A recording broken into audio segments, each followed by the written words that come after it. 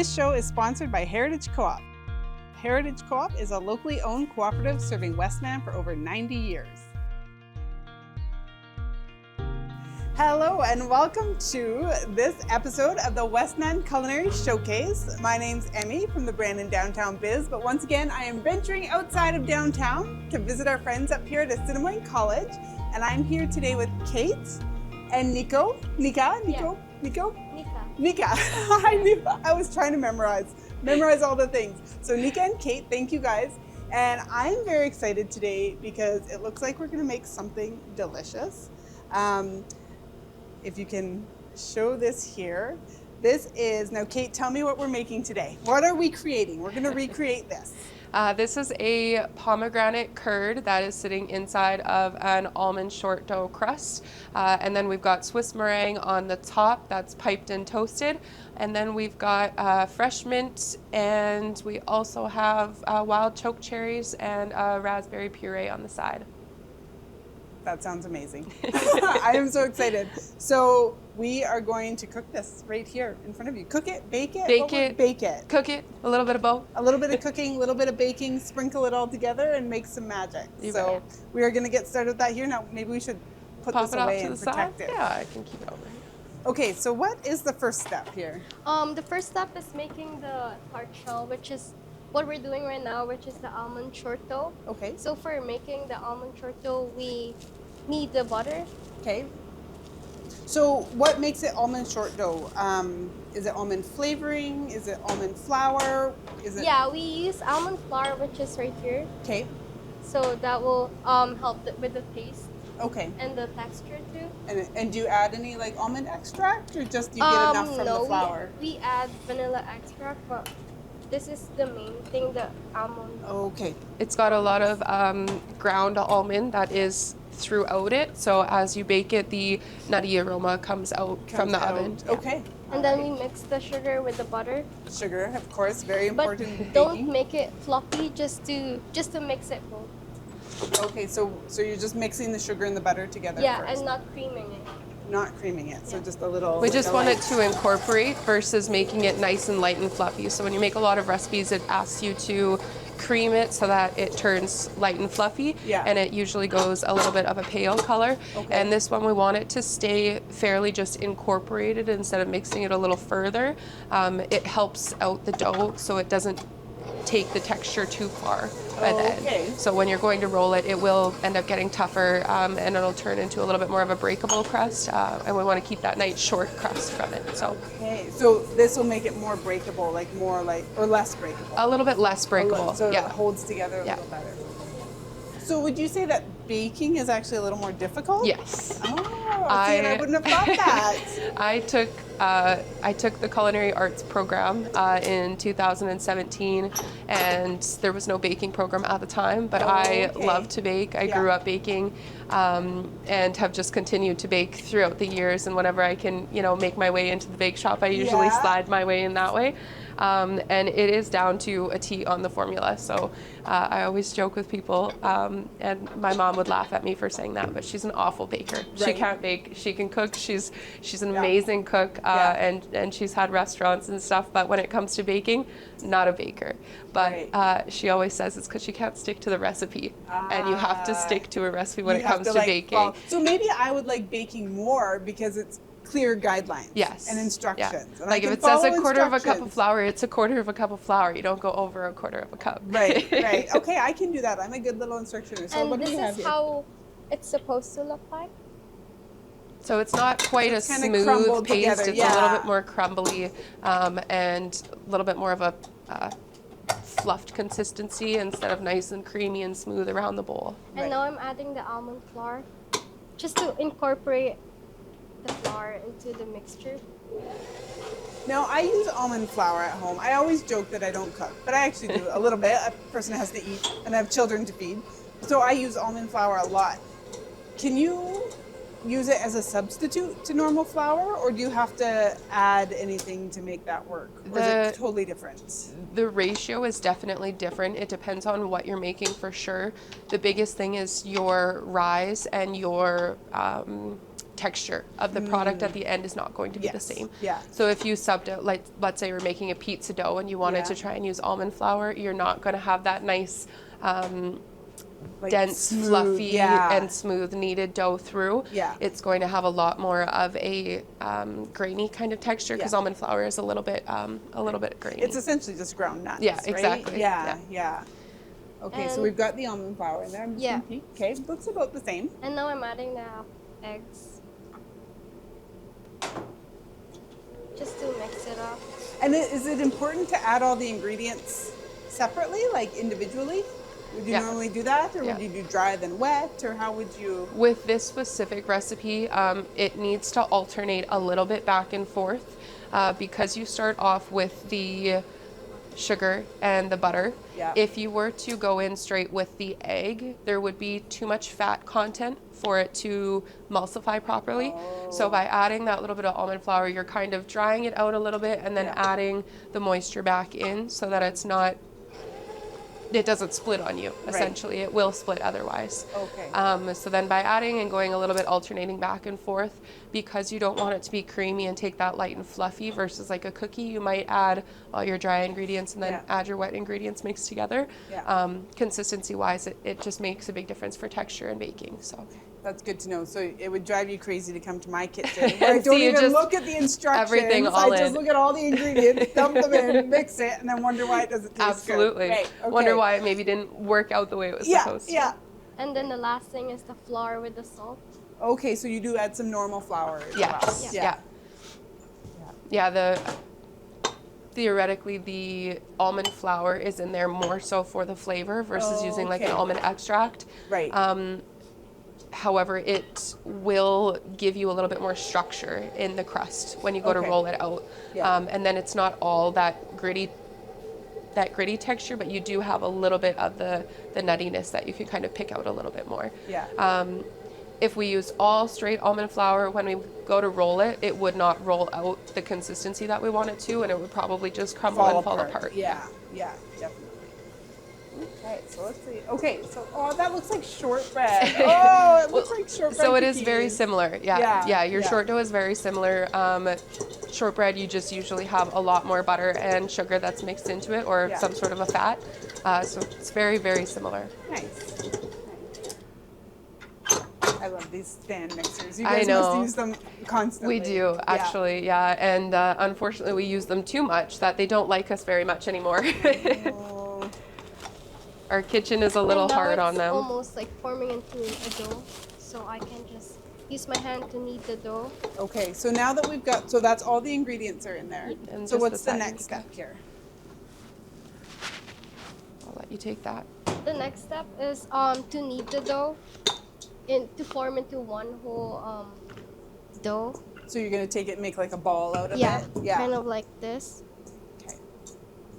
And then I Look would at that roll it technique. into a long log, so we'll pull into kind of like this, and then just roll it. Okay. So when you measure, when you cut it like Yeah. that, it's almost like the size of like your tart shell, and then you can just like roll it out. So how many tart shells would this make? This one, I believe, makes about 12, depending on what Okay. size that you use. So the size that we're going to be using today, you might get a little less from it. You might only get 8 or 10. Okay. This one usually fits about 4 to 4.5 ounces of dough. So if you were to use a smaller one, it would give you a few extra from this. Okay, so now we're wrapping in saran wrap. Yeah. So we're not rolling it into tart shells yet. Yeah, because it needs to cool down and Okay. So Yeah, we now want we're to chill it? yeah. Okay. And what does the chilling do? What's the purpose of that? It will firm it up a little bit. So right Okay. now, if you try and roll it out, it will start to break and just crack on Okay. you. It needs to sit and chill so that the egg can kind of settle in and structure the dough And a does little that bit kind more. of help with the butter too? Like the butter might Yeah. be too soft, and Yeah, so it's kind of exactly. So because cooling you've the butter you've and- started to cream the butter a little bit, like Yeah. as in you've started to mix it with the sugar, it does break it up. So it just lets it form back together and create a little bit firmer. more solid a little of more the like product. Play-Doh, so Absolutely. you can manipulate it. It's a little bit more pliable. You Yeah. bet. Okay, so the dough is in there chilling. Very exciting. Would make 12 tarts, but I don't think we're going to do 12. But a person could in theory. What's next? So now we're going to let that sit for a few minutes, and we are actually going to transition into making our curd, which then we are going to fill into one of our tart shells. So the curd is the pie filling, or the tart filling? The tart filling, you bet. Okay. I think of curds as like curds and whey. Like, you know what I mean? Like, so I'm like, I didn't see any curds over there. No, That's so like this, the filling. yeah, this is essentially just a mixture of egg and sugar, and we mix that together. We add whatever juice that we want. You have to be a little cautious of the acidity level that is in the juice. Okay. We love doing a lemon curd tart. Lemon is our favorite one to do here, and that gives you your classic lemon meringue. But today we are going to be using a pomegranate juice. So we do use the Pom Wonderful just because it is a fruit concentrate. So it has way less additives added into it versus... and they aren't paying for this, by the no, way. This is not, it's not a sponsored advertisement. advertising. So that is the one that we like to use. Versus using one of your fruit juices that are watered down or have natural sugarings and additives in this one is just straight concentrate. So it's almost like if you juice them yourself. So last episode when we met with Brad and we did canning, he talked to the importance of acidity. Yeah. So is this that same thing in order to get the consistency? A little bit, yeah. You need the gelling from it as well, right? Yeah. They have all their natural pectins and stuff that are inside. Okay. This one, I'm not sure of the strength of it because it is a product that has been preserved in a different way. Right. So ours usually comes straight from the orchard and then we process them ourselves. Right. So you have all the natural pectin that's inside. Okay. So the qualities, I'm not sure on that one. I'd have to look that up for you. We'll cross our fingers. Yes. So yeah, here this is going to be the curd recipe that we're using. Okay. And so it is egg yolks. There's no whites in this recipe. Okay. You can add citrus zest to it if you'd like. So normally we would do lemon zest or orange zest. Okay. We are going to keep this one without zest. Just we want the pomegranate flavor to come through, and adding sometimes that citrus will take away that flavor. May overpower it a little bit. So we will add a little bit of lemon juice, but we won't add any zest to it. And then sugar and then unsalted butter, more so for the silkiness that it gives as a texture. Right in the filling. It goes in right at the end. At the end. You'll notice it will change the texture, and it'll make it nice and smooth and just shiny looking in comparison. So in my limited baking knowledge, I see you guys have out separated, like you have the egg, the yolks. Yeah. Now is this the whites here? This is the whites, yes. Now we're going to use that later. We are. For the meringue. For the meringue. I know that much. Do most recipes, when they call for either whites or yolks, incorporate the other at some point in the recipe? Not as opposed usually. To just no. Okay. So sometimes you might just throw it away? Yes, okay. Unfortunately. So we always keep our egg whites and then we freeze our egg whites. So egg whites can go in a container as long as it's airtight or vacuum sealed, and then you can store it in their freezer, and then we go back to it and we use it. It's actually great for making macarons. So when we do macarons, we pull out egg whites all this egg whites left over. And fresh egg whites better, right? They have been pre-frozen, but we find that they hold up way better than buying a purchased product, and then we're using something that we can use double versus discarding and then wasting money. And so why would you pull the egg white out of the yolks? Like, why separate it? Why can't the egg white be part of all this? This one is because this is going to be used for two separate recipes. So for example, for this will be used for the meringue at the end. And meringue will not whip up if you have any fat incorporated in. So the egg white needs to stay separate, or you won't get the nice frothy foaminess for the meringue. It will just keep deflating it, and it will kill your meringue. Yeah. And then for the curd, this recipe does not include any egg white in it. The egg yolks are nice and rich and creamy, so when you go to make it, it's more of a texture thing. Okay. The egg white would add like an eggy taste and like texture. Maybe like a custard, yeah, right? Absolutely. Then, okay. So yeah, we're gonna get started on that. So where do you want me to stand? Wherever you'd like. So we're not going to use that pot for now. Nika, if you just want to turn that one off, we'll put that one up on the top burner for now.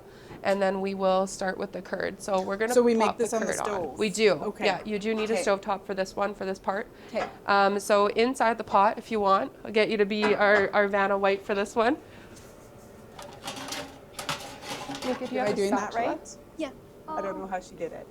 How Vanna held her hands. I don't know. I my think spatula. more, yeah, just a little display. Just like that? Just Nothing? like that? That's okay. Do you want to go and grab one, actually? I'll get you to run and grab one. So we're going to use about half of these. So I'm going to get you to start with the sugar first. Okay. So we can put both of those Now, is sugar it going amounts into the pot? straight into the pot. Straight You into the pot. So here we have our pot. Nothing in it. It feels like a magic trick. And these are the same. You bet. It's just how you measure They wanted them to out. make. Actually, we can keep one separate for now. If we Oh. want to add a little extra after, we can zhuzh it up for sweetness. But that Okay. will stay a little bit more on the tart side, which is actually kind of what I want. So you're gonna need that. We're gonna give you half of our egg yolks. Okay. So Like approximately half? Or no, exactly half. So I have Okay. 12 egg yolks cracked in here. So I'm gonna Okay. give you 6. Okay.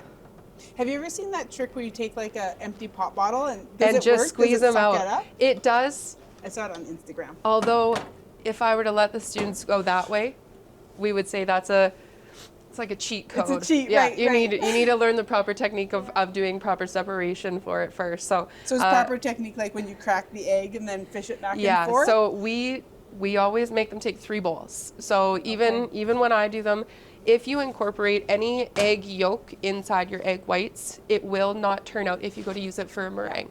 So then this is basically discard for Right. you. So we Right. always do 3 separate bowls, crack your egg, and you will use your hand to let the egg whites drip Right. from the out of it. Yeah.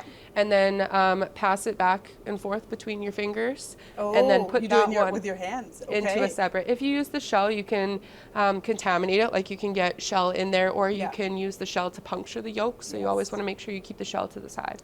Okay. So then we use one for just the egg whites, Yeah. one for the yolk, and Yeah. then from there, as we continue to crack the eggs in, we always transfer the whites to a new bowl so that you don't contaminate the entire batch of your egg whites. So if you accidentally dump the yolk in, you only hasn't waste ruined one your whole instead thing. of 20 or Ah, 30, that's good depending what you're thinking. doing. Yes. Yeah. So there, we're going to mix our egg Like just yolks pour it in? into our sugar. You bet. And the spatula is a little tricky to get inside there, so you might have a little bit of an issue with that one. So I'm going to add a little bit of the lemon juice inside, and then you can kind of give it a little rinse out. Okay. Oh, I think I'm getting it. Got it? Maybe. We Pretty need good? some smaller Pretty spatulas. good. Yeah, Perfect. for cooking school. For a I need little some- bit, I'll hey? go to the dollar store, I'll buy you some. It's fine. We're good. So we're going to add in a little bit of, this is vanilla extract. Okay. So I'm going to do That's half. clear. It is clear. I'm used to vanilla extract being like Being a black or darker brown, Is that yes. because that's the cheap stuff? We want this to be clear for the products that we use so that it doesn't turn our products, like it doesn't discolor them. So it okay. is a natural product from it still, Yeah. and it still is fairly expensive. can It's just smell it. distilled in a different Smells way, nice. that's all. And then this is a little bit of lemon juice, so we're gonna add about half of that. So we've got 5 milliliters So that's of what each it looks like? for that. Do you want me to stir? I'm Yeah, you jumping can the gun stir. here. No, you can stir, Okay, absolutely. Look, they're letting me cook. And then I we're feel going excited. to add the pomegranate concentrate as well. So that's our flavor. And So it will pretty. change the color. So It is. It's kind of purple now. unfortunately, that? it does change the color more than we like it to. So a lot of people will add food coloring for the sake of not adding food coloring. We don't want to add anything to it. A lot of people can't take in red dye, so we yeah. don't want to include it in. So just be prepared that the color will change, and it will probably go into a darker brown. Okay. So if we wanted to change the color and make it a little bit more that rich red pomegranate, we Yeah. would go in with 1 drop of red and probably 2 drops of like a hot pink color. Okay. And that would brighten it up. Right. So for the sake of the episode, we're not going to add and any for your in. health, we're not And for your adding health. red dye. But I if don't you know much wanted about to, it, yeah, we have some people in the building that that can't have it, and Oh, so okay. whenever we do recipes, we try and find ways to do it naturally colored instead, so that we don't harm anybody, and it's good for our experience as well. So just be prepared that the color will change on you a little bit. Okay. Okay. Well, it's kind of like mauve. Is that Yeah, mauve? yeah. Kind of like, so it's like a little soupy mauve kind of. We were saying earlier, Thing. we were trying to figure out, does it look kind of like Barney, or does it? We were Oh trying to figure out yeah, what color. grimace. Or, yeah. So we're gonna pop that on the stove, 'Kay. and then I'm gonna give you a whisk, and we're going to Yeah, swap thank you. back and forth between the whisk and the spatula. You might need the spatula at the end, and you're gonna cook this over low to medium heat. So you can, it's the second one. We can just turn that on just a pinch. I'm gonna let you do that. And because we are over an open flame, versus being on like a ceramic cooktop, Yeah. it is a lot harsher and a lot faster when you're cooking. 'Kay. So the egg can congeal a lot faster. So we always just say, go a little less on the heat. So if you're doing it at home, you could probably bump it up to medium. Right. And then it would happen fast for you, but not burn on the edges. So we have to Right. be careful with that open flame a little bit more. Although I would always prefer the open flame myself if I had to. I hear that for people that cook. Now, Yes. are you in your second year? Yeah. Yeah. And are you really used to working on open flames now? Yeah. And, yeah. I use open flames and back home too. Okay. Okay. So that's kind of the normal for you. Yeah. Yeah. It's such a big change when you want to add fire to your cooking, when you want to do a little bit of a show with your cooking. You can't get that at home with a ceramic top. With the, yeah. So yeah. the open flame, like, I love to be able to teach with it. I love to be able to cook with it. And when you don't have it, it's a little sad, It's like actually. anticlimactic. So do you guys Yeah. only use open flame Uh, here at the college? I'd say 90% of the time, yeah. Okay. All of the stovetop stations that we have in the kitchen are open flame gas tops. Yeah. But we do have induction burners as well, which is essentially our carry away cooktop. So Right. this is just a product that we like to bring in if we need more space for the stations and stuff. Yeah. And you just plug this one in. So in the bake shop, if we were doing a lot of this product, if we were working with chocolate over a double boiler and we wanted to really be cautious of the flame, Yeah. we would swap to an induction so Okay. that when you're teaching the students, there's just a little bit less less issues that might arise Well, with the product. Now induction, I'm digging deep here. Magnets? It works through magnets? Yeah, it's Okay. infrared heat throughout. So usually it requires a specific pot that you need to Oh, work a for the special bottom. pot. Yeah. Okay. So Okay. a lot of pots that you have at home would not necessarily work on an induction burner. Oh, I didn't So know that. Okay. So what are we looking for here? I feel I'm doing okay stirring. You are, absolutely. I'm doing okay. Okay. it will I'm trying start to be thicken diligent. up. Okay. So you should notice that the texture of it, you should be able to see the tracing Oh, from yeah, the not whisk yet. inside. It's still very liquidy. And then Nika kept the spatula on the side there for you. So Okay. because it is egg, it will start to cook around in the crevices of the Right. bottom of the pot. So we always say every once in a while, we just like to stir around the bottom just to make sure it's not sticking. Right. And then you can swap back to your whisk. So we like to go in with the whisks to make sure that as the egg starts to cook, it creates a nice smooth texture and that you don't have big chunks of egg somewhere scattered in your curd. You don't want scrambled eggs. in No, your you don't curd. want scrambled No. eggs. No. Yes. Gotcha. And so, like, it's not thickening yet. It usually Patience. does take about 5 minutes, Oh, okay. I'd say from start to finish. Okay. Sometimes, depending on the juice. So if we were to use fresh squeezed lemon juice, that natural pectin is in there. So Right. it thickens up a lot more naturally faster. Yeah. And this one will take a little longer. If you were using a store-bought juice that is like your no-name brand or Yeah. brand name ones for that matter, Yeah.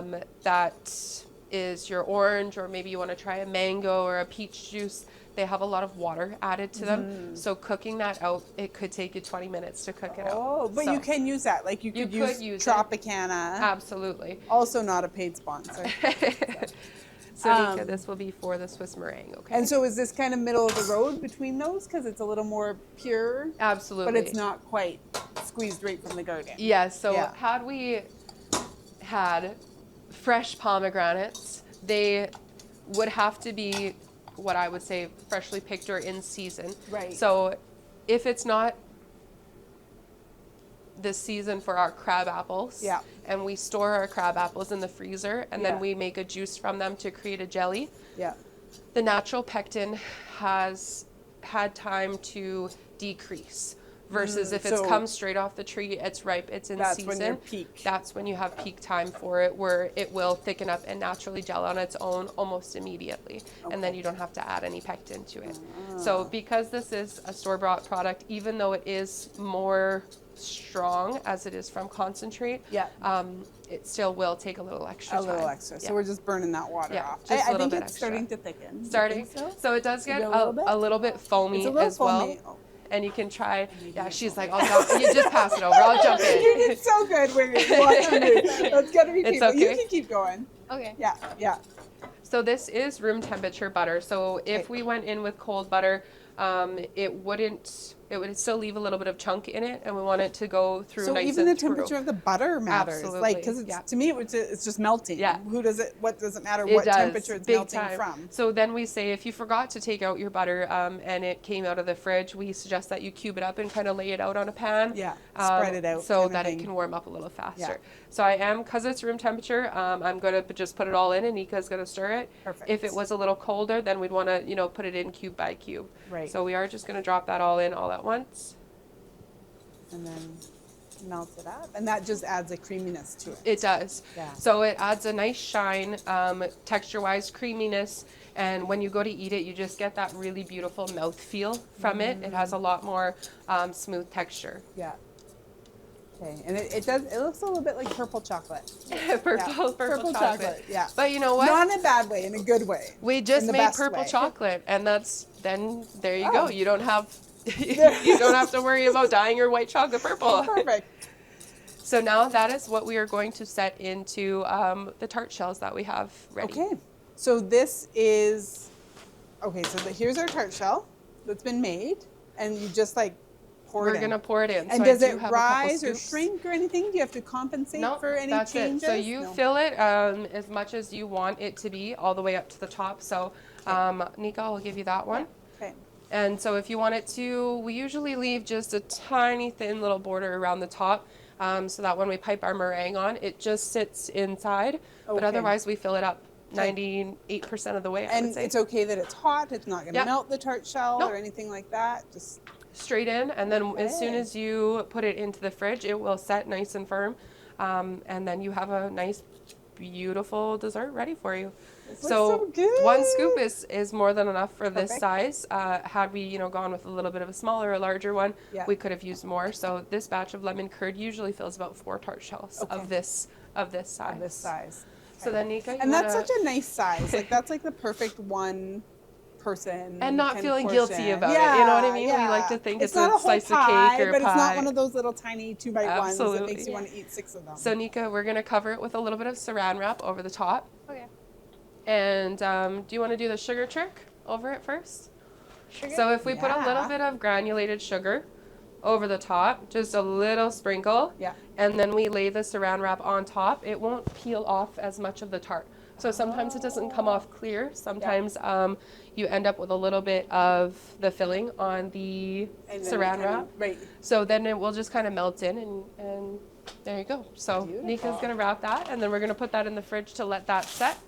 Okay, so we are now at the stage. Our dough, would we call this dough? Yeah. Yeah. The dough has chilled. The dough has chilled and is ready for the next step. So what is the next step? What are we doing So we're portioning the almond dough right now. here? Okay, About 3 to 4 ounces. Kind of like that. maybe kind of more. like that. I'm like, She's just a pro. She just knows You just already know. the amount to look for. And yeah, then- she's like, Yeah, she's oh, it's like, about yeah, it's 3.7. three. Okay, Yeah, good. and then I can just like We turn them kind of so in from the whole point. purpose of having them in the roll is Yeah. they create nice little pucks, like Nika was saying. They fit really well into the shell, and Gotcha. it creates a nice circular kind of puck for you to start with. So being able to just gently press it and Yeah. mold it with her hands creates less rolling, which is actually better for the dough. It gives you a really nice, beautiful break and still gives you that buttery texture. So the more that you handle, if you had to roll it twice, 3 times, Yeah. you're going to have a way more crumbly, breakable dough that doesn't have the nice buttery consistency So- we're looking for. So I've heard that about pie crust. Yeah, like same- you don't want to same thing. over handle your Absolutely. pie Yeah. crust. So you cut off that portion, made a little disc, And now then we're just- rolling it out. Yeah, Yeah. And it's just like less is better. Less is better. more. Yeah. Less is more. So for same thing, when we were making the short dough, and Nika said, you know, we don't want to cream it. Yeah. We don't want to go light and fluffy. We just want to kind of incorporate it. Less is more for this one. So it gives you more of that buttery feel when you're eating it, and when Yeah. you try and roll it as well. I see now where I've gone so wrong with cooking because I'll like throw the KitchenAid on and then walk out and get distracted. And Yeah, then it's come like I'm gonna back go and cook something else in the Yeah. meantime. You know, go Yeah. and do a little errand. You know, check social media, Text, do something. Yeah. Okay. And you would want to roll it like an inch bigger So you than want it the. an inch past to accommodate for those sides. Yeah. Okay. All right. She's just an expert. Okay, and then now we can use our rolling pin to. Ooh, this is like a trick of the trade. Yeah, so you won't. Then you can just like unroll it. And roll it on. Okay, so now it's kind of okay. So I'm watching closely because Yeah. it's kind of like sitting on the edge. So how do you squish it down without breaking it? So you pull up the sides and then pinch, Okay, kind of like this. I feel you've done this before. Yeah, a lot of Yeah. maybe like one or two. One or hey? two times. Maybe like 50 one or two times. dozen Yeah. a day. Yeah. And then once your Okay. sides is all like, So you kind of tuck it all in and there. then tuck it all in, kind of like this. Okay. Just be careful not to scrape the bottom of the dough. Right, and because you don't want to like gouge it out or Yeah. make holes or anything like that. And then now, once you're done with that, you can tap it for. So this kind of rippled edge, is there a purpose to that or is it just decorative? It is more for show for this one. And we call the rippled edge a fluted tart fluted pan. edge, okay. Yeah, so if you have one that is no ripples in it, it's a straight edge, and this is fluted. So this one is more just for design. However, it does keep the dough up on the sides of the pan a little bit more versus when you do a straight edge, because it doesn't have as much space for the air to release when you bake it, they Yeah. usually cave in on each other. So this Oh. one will stay up, should stay up nice Should and stay straight. up a little better. Okay, so now we're, cutting it? Yeah, Cutting cutting it it with the by the roller? rolling pin. Okay. So Just it's creates a nice, perfect seam across the top. Yeah. Instead of you. Is that better than your hand? Yes. Yeah. Sometimes we do give it a gentle press with your hand first to make sure that the dough has set all the way around the edge of the pan. Right. But Nika's just such a pro that when she folds it in, it works just perfect. It's one of those things where I'm like, I bet I could do that. And then I'd go to do it and I'd be like, think no, you can I do it." can't. There you go. She might make you do the second one, so careful what you wish for. You make it look so easy. Okay, now And what's then- next? Now we're docking the. Oh, we're bottom poking of holes in it. Yeah. Docking? Docking. Docking. Yeah. So what does that do? It creates air like pockets Okay. for the steam, so Oh, so it doesn't bubble. yeah, it doesn't bubble. Okay. And then so we did bring the docker out as well too, but because the pan is very small, Right.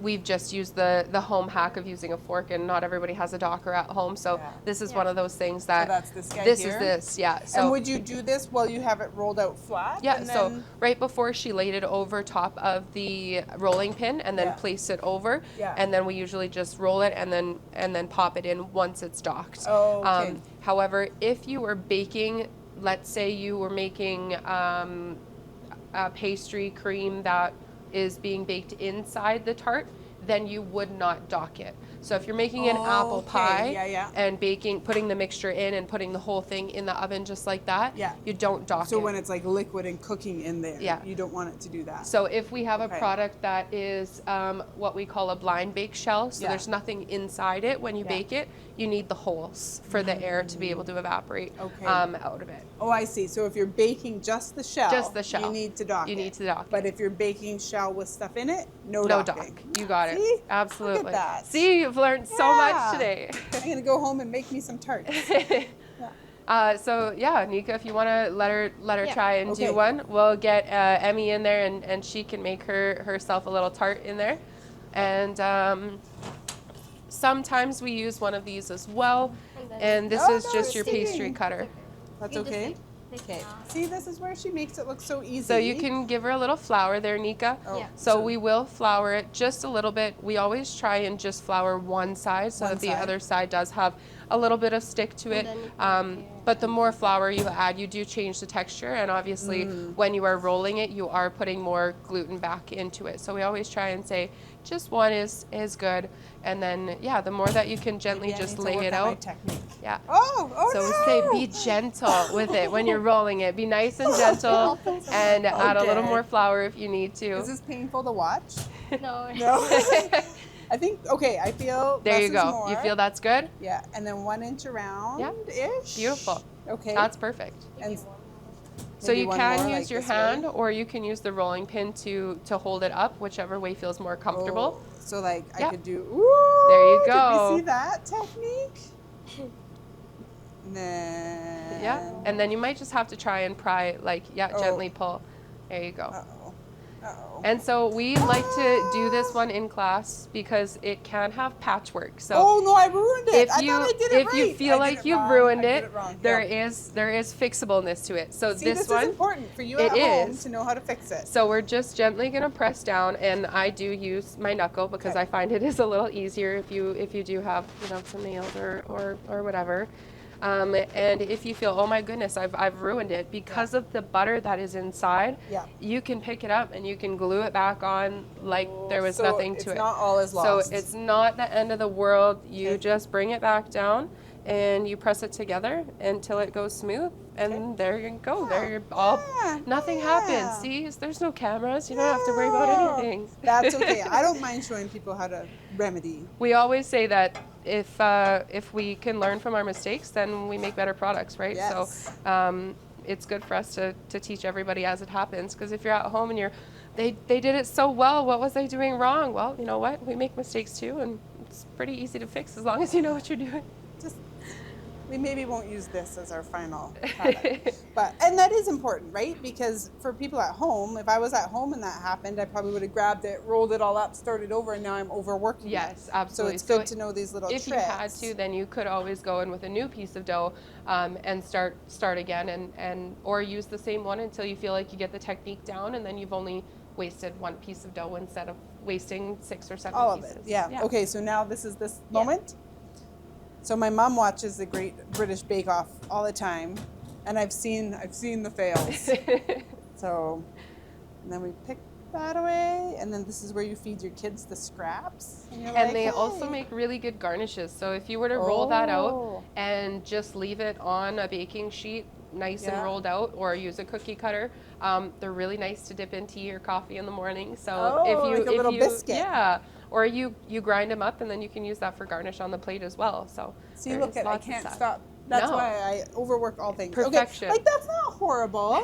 Like for my first time, like I mean, we're not gonna That's serve beautiful. it to No, anyone. it's gorgeous. But there we go. And Okay. then don't forget to dock. So you need the fork to dock it. And is there like? We just say, And am I pushing all the way through? yeah, just Oh, a all the way nice gentle push, but enough that it hits the bottom of the tart shell, and just as many as you feel comfortable. We like to say don't go crazy because you still want your filling to stay inside, but Right. as it bakes, it will kind Kinda of combine close back up. together and close up a little bit more. So That's good. we'll See, put don't those forget two to- in that the looks oven. good. I got It's the- good. yeah, You yeah, got the nod. perfect. Awesome. So Nika, if you want, we'll put that one on the pan, and then we'll pop both of those in the bottom of the oven. So now we have to cook them before the filling goes in. That's correct. Yeah. Perfect. Okay, so now we're gonna make the meringue. Meringue, Is yeah. that what we're doing? Yeah. Okay, now I see a pot of boiling water. Now, as far as I know, meringue, you just stick it in that thing, turn it on, and walk away. Like set it and forget it, and you get meringue. No? So this one is called Swiss meringue. So that means that you are making a Swiss style meringue. It's a little bit different than a traditional meringue. You can go ahead and throw your egg whites in and Yeah. gradually usually add your sugar. Yeah. And then that will give you a nice fluffy one. This one, because we are torching it and it's not being baked and dehydrated for a longer period of time, it's more stable. So it'll actually uphold itself a lot longer. So this isn't getting baked in the oven. It doesn't have to. It doesn't It can. okay. For the purpose of today, we are just going to torch it. Okay. But you could put it in the oven on broil and just to give it that little bit of color. But this one, when we make a curd tart, whether it's lemon or rhubarb or however we make it, we want it to have the lemon meringue top, where it's nice and gooey and kind of fluffy. Yeah. So if we put it in the oven and we bake it, it does have the possibility of drying out. And so we want to just hit it with the torch because it's already been cooked. Because it's already, we're pre-baking it. Yes. Oh, see, I didn't know you could do this. Yeah. Okay. So there's different styles. When we make macarons, we do the same thing. So we do a boiled sugar on the stove, and we add the hot sugar to our egg whites, and it cooks it as the sugar is being added in. So there's different stability from it depending on which one that you use. Okay, all right, cooked meringue. This is completely new to me. Okay, so what's the first step? What are we gonna do? We're combining the egg whites. Egg and whites, the sugar. no egg yolks. No egg yolks. Do you ever get like you pull out some frozen egg whites and some previous student has left the yolk in? And you're cursing and them. then you don't always notice it right away, right? Right. Sometimes if you've got a big liter, a deli tub of it, like we do, sometimes when we do ice cream, we've got 60 egg whites in a container, right? So you don't always have it counted out. You pull it out and then you go to make your meringue and you're like, why is this not turning out? And you can't figure it out. And then we're like, who scaled the egg whites? Because you probably contaminated it. You should have to sign your name on all of them. The They name do of now, shame. so you can laugh about it all you want, but they do have to. So This is now hot, there's be quite a bit of careful. sugar put in there. Yes. Okay, so that was like 2 to 1 sugar to egg whites. Yeah, the amount is quite a lot over top. Okay, so are you actually whipping it to fluff in here, or just warming it up, or what are we doing here? Right here, you more so just want to use it to combine. Oh, so it will stay fairly separated, the egg white and the sugar, until you put it in the KitchenAid. But if you don't stir it, you'll end up with scrambled eggs. Because of the heat that's coming up from it, it will start coagulating the egg that's in there.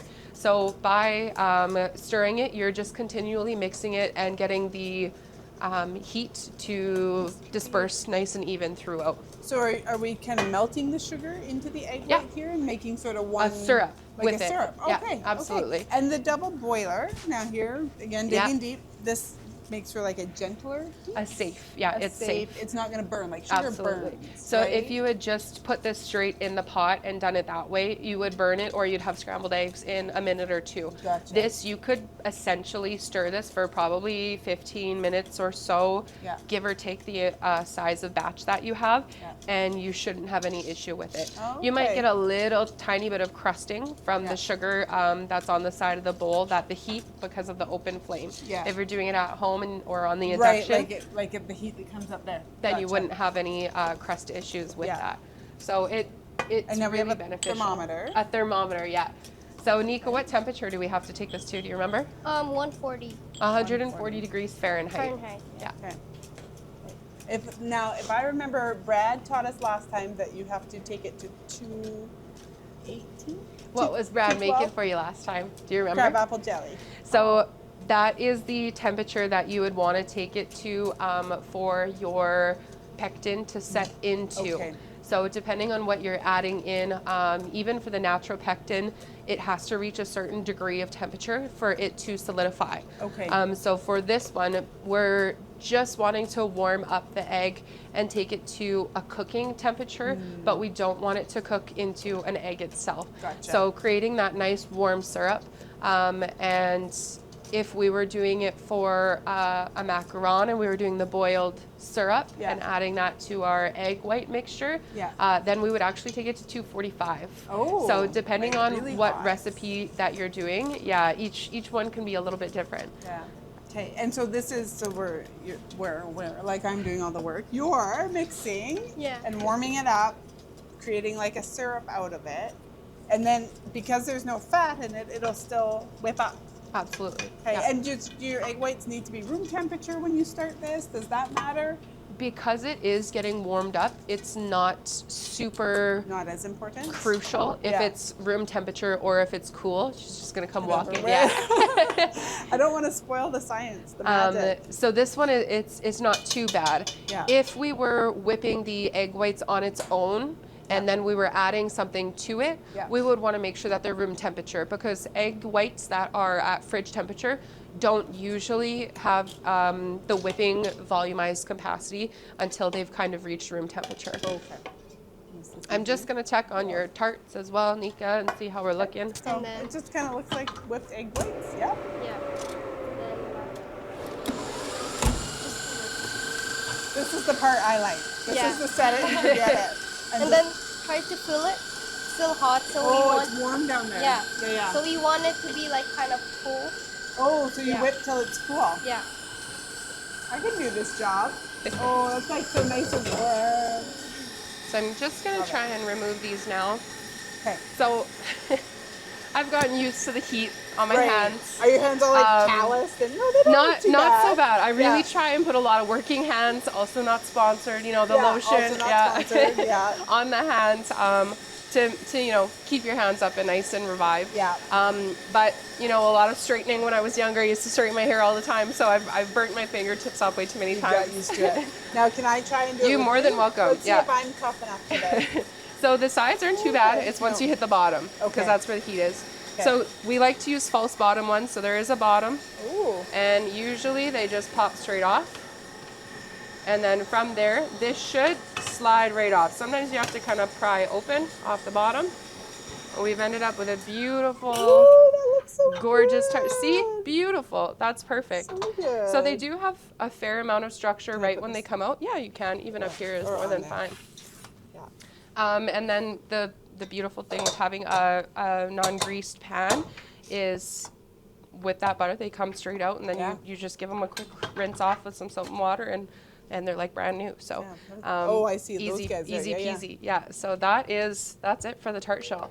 So then we let that sit usually for, I would say half an hour, and then we would go and fill those. And fill it. Yeah. Perfect. I'm just gonna move Okay. this one We're out of getting our way. close, guys. Okay, so we have our chilled tart here, Ready to go. ready to go.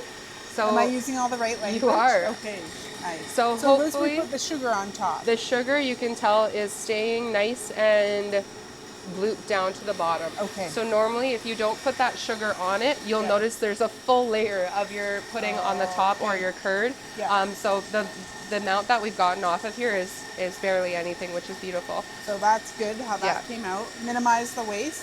Now we Absolutely. kind of have the start of a tart. And it is purple in color. Yeah. It might not look as purple as it should be, but it'll be beautiful in flavor, and there's nothing else added to it. That's fine. She's strong. She's got structure. Now we're gonna make it pretty. So as Nika is working on that, we are going to just have a little fun plating around. So we always start with presentation side to us first. So the way that I plate this way, we Yeah. will then turn around, and that is how it present. is presented to the guest. Okay. So this is a raspberry puree or a raspberry coulis.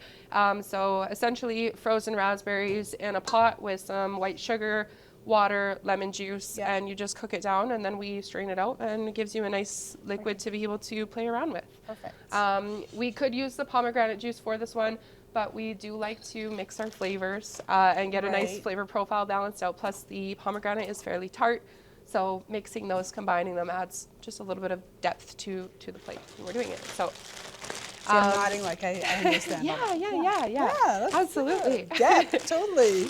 So this one, I just gave it a quick little shake first, Okay. and then it is kind of a quick hand movement. Okay. And if it doesn't come out looking the way it's supposed to on the plate, that's fine, because That's it's okay. art. Like in the bake shop, everything is art. So It's like a happy accident. like Bob exactly, Ross. everything happens the way it's supposed to. So I usually start off here, and then a quick little swirl, and that's it. So it seems very, very easy. Seems just like easy. that. Okay. Gorgeous, beautiful, just like that. So nice. Even Absolutely. a couple little dots. And the dots, you know what? The way that it trickles off, everything is happening the way it's supposed to. So Yeah.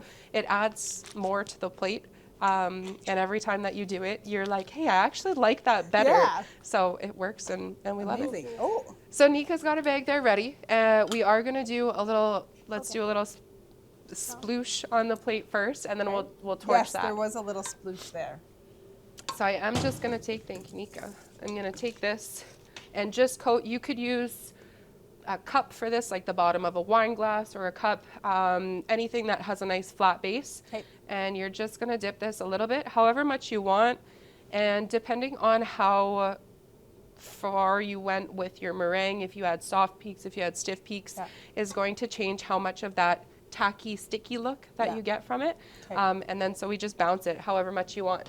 So I'm going to go a little bit more center than we were the first time. And because this is a little smaller than the one that I had, I'm just going to create a couple little ones. So if they actually look like bubbles, I'm okay with that. And you could swirl it around, but remember the tackiness, that marshmallowy, it's not going to be as uniform as you think it might be. So I'm going to just do a few little splooshes on the plate. And I'm trying to bounce it so that I get that nice tacky spider web kind of look from it as it jumps up. Okay. So And so you kind of do it more, does it make it a little tacky? Yeah.